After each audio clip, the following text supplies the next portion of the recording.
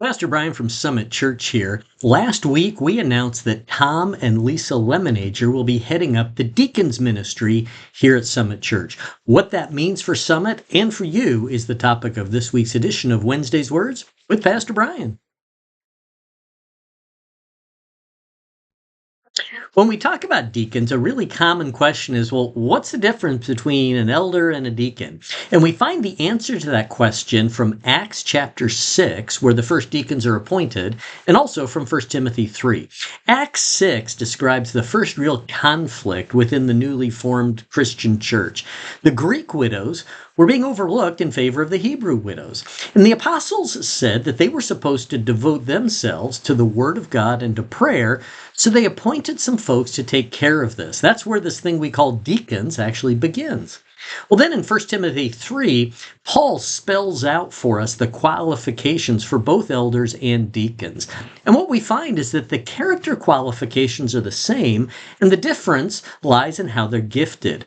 Elders are supposed to be able to teach. Now, this makes sense since they're devoted to the Word of God, and part of their role is to maintain right doctrine within the church. Deacons, on the other hand, have serving gifts, which also makes sense considering that they're serving people, like widows. The church needs people to lead and teach, and the church needs people who serve those with needs, and God provides for both by giving different spiritual gifts to different people. You know, one of the strengths of Summit is our elder board. We have a great leadership team that seeks God's will for this church, but one of the weaknesses has been the absence of deacons. Well, that's changing, and I'm really excited about it. Like I said, Tom and Lisa Lemonager will be overseeing this ministry. Here's a photo of them for those of you who have not met them yet.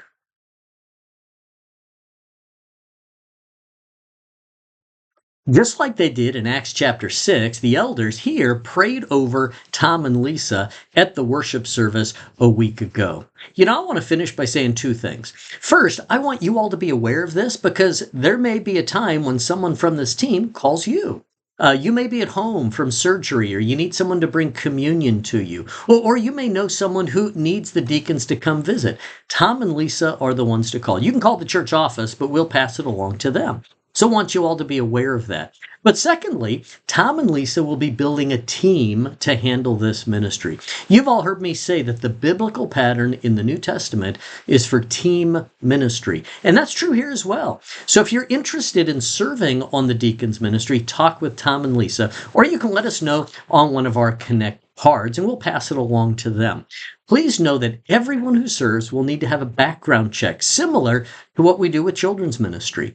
The fact is, many of the folks this team will be ministering to are senior citizens, and that's a vulnerable population. Furthermore, much of this will happen outside the church building as they visit folks in their homes. So we want to take appropriate steps to prevent anyone from taking advantage of the senior citizens here at Summit.